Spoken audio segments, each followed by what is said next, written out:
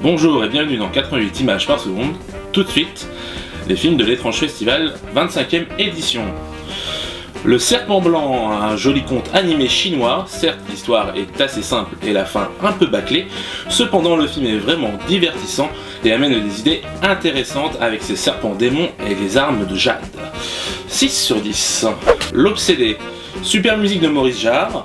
Une rousse envoûtante, un Terence Stamp parfait dans son rôle, un plan assez peu courant pour l'époque, bref, un cocktail bien savoureux, 7 sur 10. La proie nue. Ce film un peu fauché a tout pour être un grand film façon Les Chasses du comte Zaroff. Malheureusement, le manque de moyens est bien trop visible et empêche le réalisateur d'approfondir certaines scènes, par exemple celle de nuit. Un film qui donne soif et qui par moments vous donne le sourire à redécouvrir, 7 sur 10. Liliane.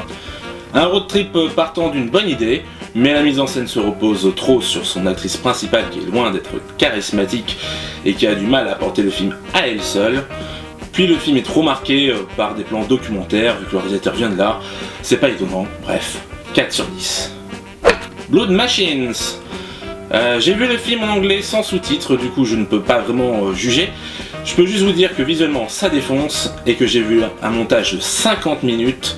Je suis impatient de voir cette équipe faire un long métrage. A très vite. Métal Hurlant.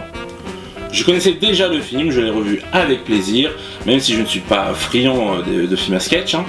Ce qui est sûr, c'est que ce film d'animation a clairement marqué un tournant dans l'histoire du cinéma, 6 sur 10. Come to Daddy. Un film qui vous redonne le sourire, ça ne se prend pas au sérieux tout en faisant les choses sérieusement. Les réals se jouent des codes pour notre plus grand plaisir, 7 sur 10. First Love. Mon premier Takashi Miike, et je ne suis clairement pas déçu. Le film est ultra riche, aborde plein de genres, avec des persos bien travaillés. Le film est fun et décomplexé, et nous éclate la rétine, 8 sur 10. The Antenna. Pas totalement mauvais, ce film fantastique a une atmosphère bien posée, mais le rôle du gardien pose nombre de questions sur la cohérence du film. Quant à ce liquide noir, c'est loin d'être simple. Il me manque trop de clés de lecture pour l'apprécier à sa juste valeur, 4 sur 10. The Atomic Café. Un film documentaire qui revient sur la propagande américaine autour de la bombe A et H auprès du grand public américain. C'est assez surréaliste par moments, mais toujours intéressant, 7 sur 10. Voilà, c'est tout pour cette première édition à laquelle j'ai participé de l'étrange festival. C'était vraiment très intéressant, j'ai très envie d'y retourner. On verra si ça se fait. Ciao!